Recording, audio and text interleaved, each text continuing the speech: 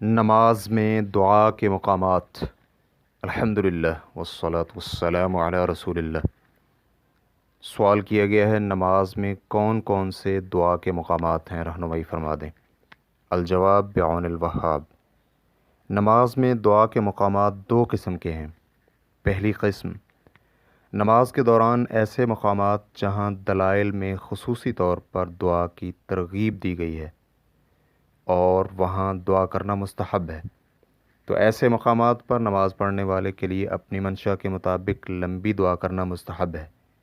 اس لیے اللہ تعالیٰ سے اپنی من چاہی دعائیں کرے، دنیا اور آخرت کی جو چاہے خیر و بھلائی اللہ تعالیٰ سے مانگ لے۔ نمبر 1، پہلا مقام سجدہ ہے۔ اس کی دلیل رسول اللہ صلی اللہ علیہ وآلہ وسلم کا یہ فرمان ہے، بندہ اپنے پروردگار کے قریب ترین اس وقت ہوتا ہے جب سجدے کی حالت میں ہو، اس لیے سجدے میں کثرت سے دعائیں کرو۔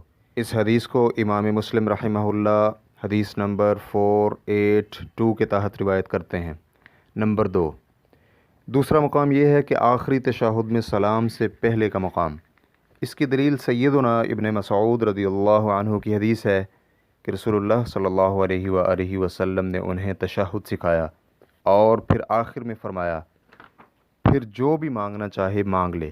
اس حدیث کو امام بخاری حدیث نمبر 5876 اور مسلم حدیث نمبر 402 نے روایت کیا ہے۔ نمبر 3، تیسرا مقام قنوت وتر ہے۔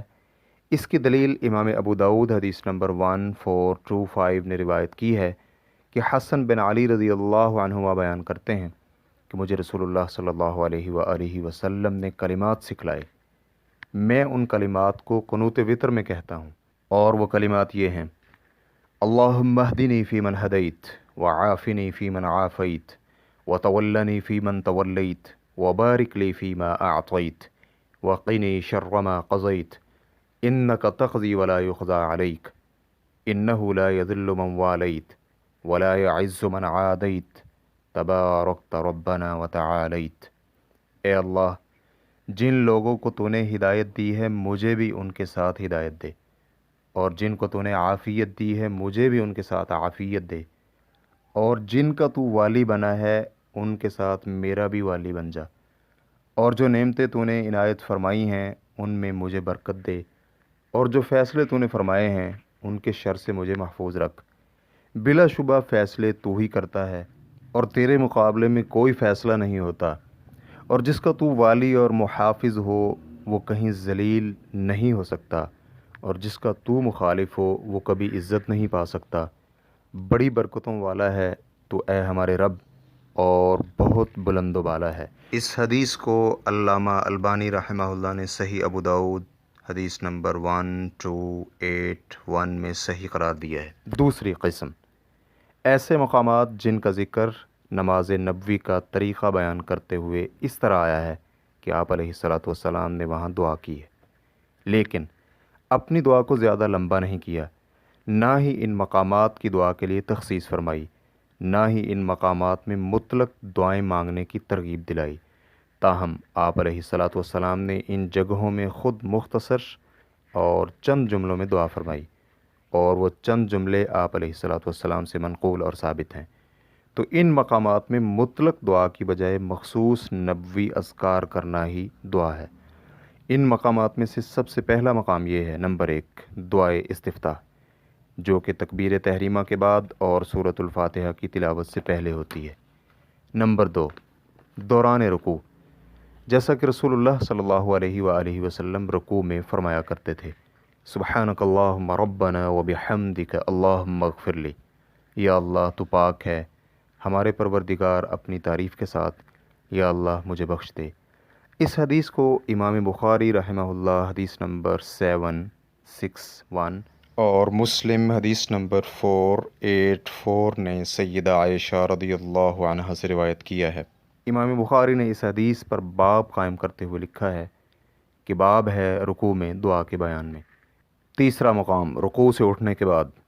اس کی دلیل سیدنا عبداللہ بن ابی اوفیٰ رضی اللہ عنہ سے مروی ہے کہ نبی علیہ الصلاۃ والسلام رکوع کے بعد فرمایا کرتے تھے، اللهم لك الحمد ملء السماوات وملء الأرض وملء ما شئت من شيء بعد.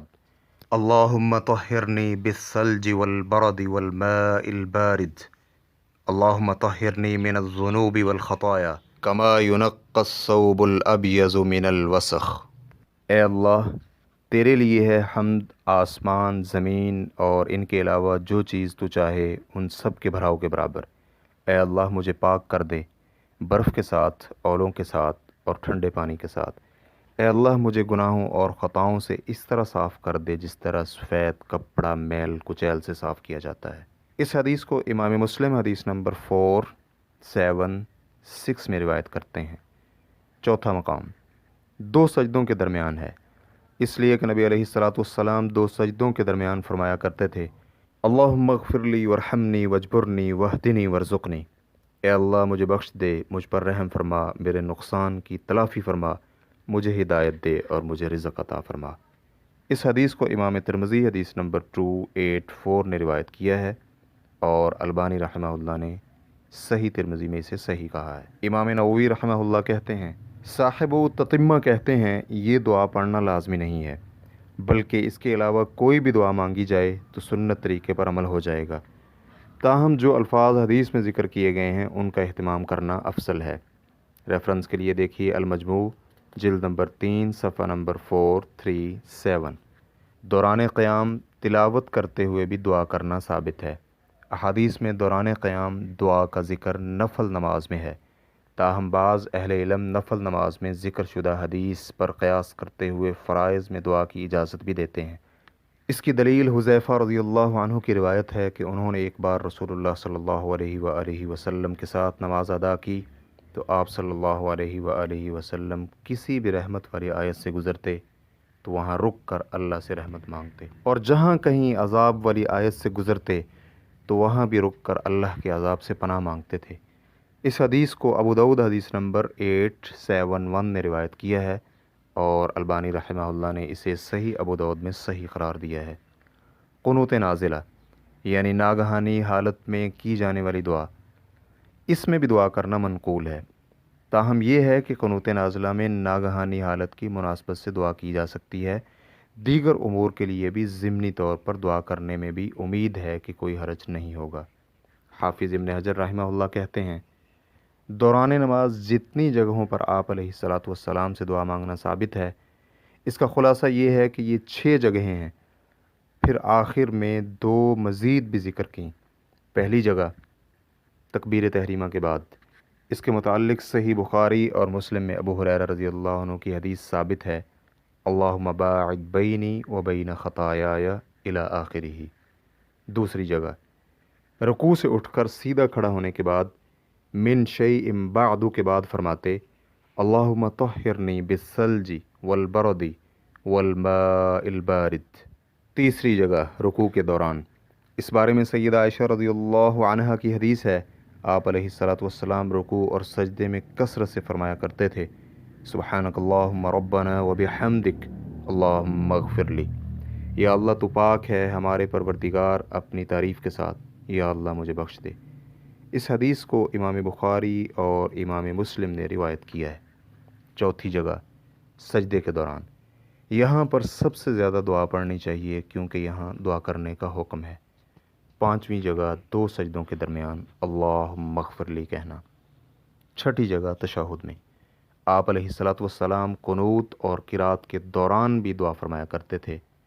دوران قرات آپ رحمت والی آیت سے گزرتے تو رحمت مانگتے، اور جب عذاب والی آیت سے گزرتے تو عذاب سے اللہ کی پناہ مانگتے۔ ریفرنس کے لیے دیکھیے فتح الباری جلد نمبر 11 صفحہ نمبر 132۔ مذکورہ تمام جگہوں میں سے مطلق دعا کے لیے مؤکد ترین جگہ سجدے کی حالت اور آخری تشہد کے بعد ہے، جیسا کہ حافظ ابن حجر رحمہ اللہ کہتے ہیں، نماز کا سجدہ یا تشہد دعا کے مقام ہیں۔ ریفرنس کے لیے دیکھیے فتح الباری جلد نمبر 11 صفحہ نمبر 186۔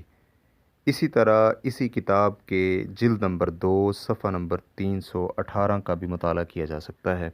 شیخ ابن باز رحمہ اللہ کہتے ہیں، نماز میں دعا کا مقام سجدہ اور آخری تشہد میں سلام سے پہلے ہے۔ ریفرنس کے لیے دیکھیے مجموع فتاوی ابن باز جلد نمبر 8 صفحہ نمبر 310۔